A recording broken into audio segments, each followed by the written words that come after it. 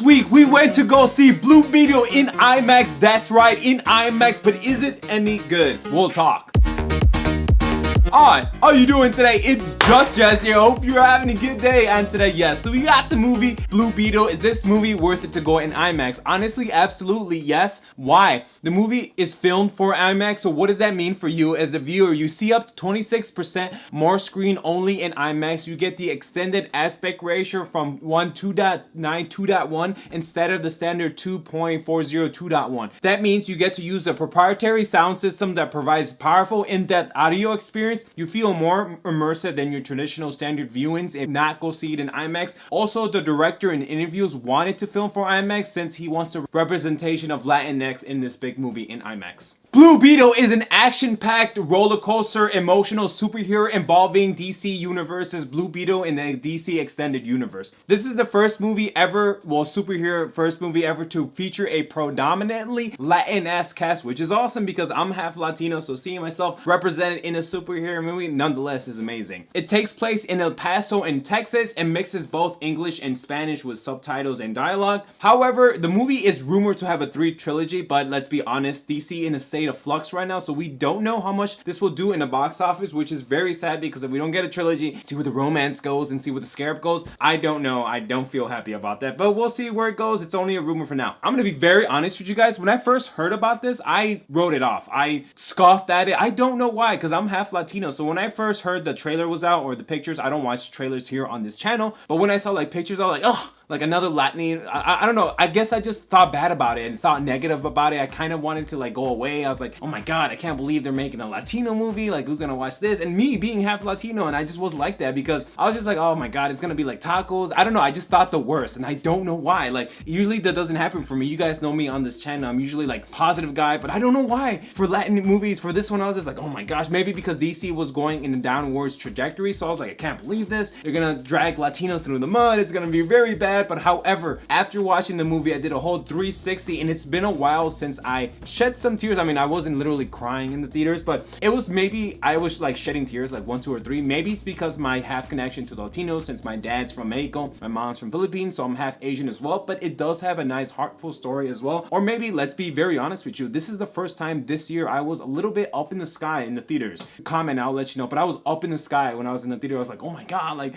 maybe that's why. LOL, let's be very honest. But and it's weird because here on the channel you see blue. My favorite color is blue. When I go out, I wear contacts that are blue. My earrings are blue. My car is blue. Like, I don't know why I wrote this off. Like, oh my god, I can't believe it. Like, and I do that with some movies, and I absolutely fall in love with it. And initially, I didn't want to. I was like, oh my god, like because I guess I was getting scared that Latinos were gonna be, like I said before, like they're gonna make it so bad. They're gonna make it cringe. I mean, yeah, there's some cringy moments, but that morning on Saturday, I found some information out. I found that Becky G was the voice of the, I don't want to say robot or the Blue Beetle. I mean, she is the voice of Khadija, which is the alien sentient that Blue Beetle talks to Jaime in the movie, which that, I was like, oh my god, that just opened my heart up because I love Becky G. I think she's perfect. She's gorgeous. Oh, she's a perfect, beautiful babe. And I loved her in Power Rangers. I listened to some of her music, like Mami, Mayores, Sin Pajama. Like, I love Becky G as an artist. So knowing that she was going to voice this AI character or this technology sentient being, I was like, yup, let's just go. And so I bought my ticket and I went, and now we're gonna talk about it. After losing his job to a perfect, beautiful babe, boss baby, who he was trying to defend in case of an argument, she owns like the state of the company. She's from Cord Industries, so she's like the CEO. The next day, she tells him to come into her company so she can try to find him a job. Not even 20 minutes in, he's already doing what she's asking him to do. She gives him this box of food. Inside, there's the scarab, and she's like, guard it with your life. So of course, this is his job now. And after initially keeping it safe, he comes back home, unknowingly opens it up. He's like, what is this? What should I do with it? The scarab chooses him,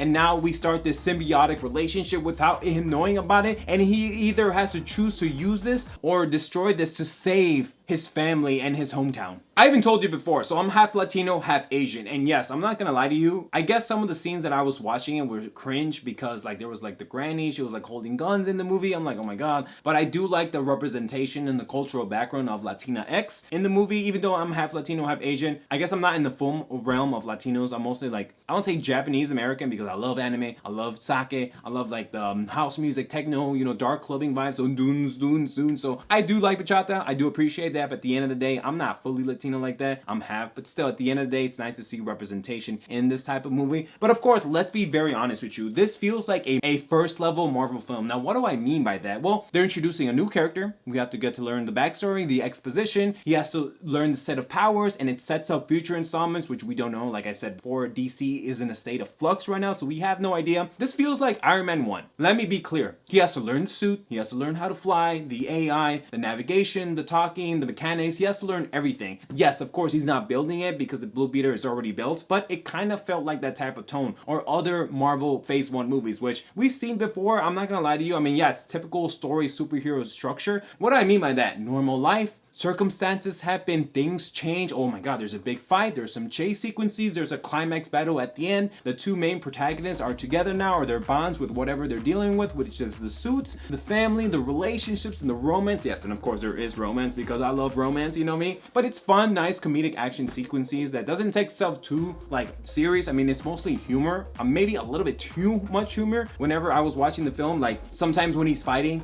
like, he gets ahead of himself and he's just a kid, he's 22 years old, and I'm like, dude, like, you gotta take this seriously, kind of. But I guess the movie was trying to go for that. But one thing that I did love was the scare, which is Becky G. Kadaja says anything you can imagine I can create, which is beautiful, the way that line was delivered to the movie when she was watching the film. And there's music like the Chona. Like, if you're Mexican, if you're Latin, you know what that means, like the Chona. I can't play it here for YouTube obvious sakes, but at the end of the day, I was like, wow, this is so cool. This is like seeing a good light in Latinos. But not gonna lie to you, like I said before, there is some cringe to this movie. At least I felt like, and I was up in the sky, so I was not in a normal state when I saw this movie. But I was like, maybe they could have went too far with this joke. Or, I mean, the granny's like picking up guns, and if you've seen it in the movie, I'm just like, yeah, that is cringe. I mean, just to me, you know, not everyone's different, so. Jaime, yeah, the main protagonist, is a relatable character because I'm half Latino, so I can kind of feel what he's going through. But at the beginning of the movie, it feels like he doesn't want to scare it, but I would kill and do anything for, like, special powers, a new suit, magic abilities, anything to elevate my normal, boring life. I would love to have. And he's like resenting it. He's like, I can't believe this happened to me. I'm like, bro, like, you have a beautiful, gorgeous boss babe helping you out. And like, in the beginning, you're resenting it. I was like, no, man, I couldn't get behind his choices in the beginning of the movie. But then, of course, as the movie progresses, we learn that he gets in bonds with the Scarab and the Blue Beetle, which I was like, damn, like, I would kill to have special abilities so I can just escape life, so I can be a superhero, so I can fly, so I can get the baddie. I'm still single, you know, I'm still looking for my babe. But Bruna as Jenny, I did love because she is like the CEO of Cord Industries. Big, white, tall buildings. She is a perfect, beautiful babe as always, and I'll put a picture on screen for you right now. She's not a damsel in distress. It's like a city with neon in it, but she basically gives them the Scarab. Like, her company is making the progress on it, it's researching, it's developing it. I guess it's gonna go into trials or something, and she gives it to him so it could be safe because it's gonna go in the fall of the hands of evil. So of course she's like really incorporated into this mix, but she's not a damsel in distress. Way no. If anything, she has like more authority over him. So, and that's pretty cool with the dynamic they have. Becky G is Kadaja, is what I told you before, is one of the main reasons why I turned my, like, I turned my front to it, because I'm like, oh my god, I like her. It doesn't sound like her, maybe because they use the influence of robot AI technology. I mean, maybe she's providing the voice lines and stuff, but it doesn't sound like Becky G, or maybe if I really listen, but at the end of the day, it's more like sentient. And Kadaja, as a sentient, she's an alien, she's a sentient, she has her own thoughts and emotions, she can control Jaime after Jaime gives him or her the permission to like use her body and shit. But like, it's different from Jarvis and Iron Man, because Jarvis, Iron Man made that, like Tony Stark made that. With this, the sentient was already alive. Like, she chose, I guess, 2 more before Jaime. Now they're together, and the only way to untangle it is to die, so he's trying to figure out another way, or maybe they should just stick together. But Becky G, she's beautiful, and the alien sentient is a girl, and I'm like, oh my god, that's amazing. Like, you know, girl controlling his body, and of course, you know me, I'm thinking naughty ways because I'm a dude and I'm like that. But at the end of the day, I was like, damn, this is amazing, because yeah, we see a lot of AI stuff from the Marvel, from, you know, from Jarvis, from the dudes, but now it's a girl, like Kadaja, and Becky G is voicing it. I was like, oh my gosh. And like, the way that Kadaja influences Jaime, and also Jaime influenced Kadaja, and the way they work together is really cool to me. I mean, yeah, I wish they had more scenes where they talk to each other, like one-on-one, or maybe if we get sequels, or maybe in the future installments. But it's a nice like set off for the new, I guess, I don't want to say DCU because I don't even know what they're calling it now, but you know what I mean, like the new DC extended universe with James Gunn and Peter Safran. You get me? Overall, let's be honest, at the end of the day, it's fun, it's nice, it's comedic, it's a fun superhero movie with a prominently Latinx cast, which is amazing because a lot of people like me can see themselves up there in the forefront of the movie. Overall, at the end of the day, I'm gonna give this a solid B. I don't think it's bad as those mean critics are saying, but I don't think it's good as those audience. And even when I was up in the sky in the movie in IMAX, personally, yeah, it's the typical story narrative structure. I mean, yeah, there's some predictable beats that anyone could guess coming, but I did like the romance. I did like the comedic takes, even though some of it was too cringe for my taste, even me being half Latino, but still a great time at the theaters. If you made it this far, I appreciate you so much. Maybe consider hitting that like button and turning on notifications so you never miss a video. And with that, take care. Bye.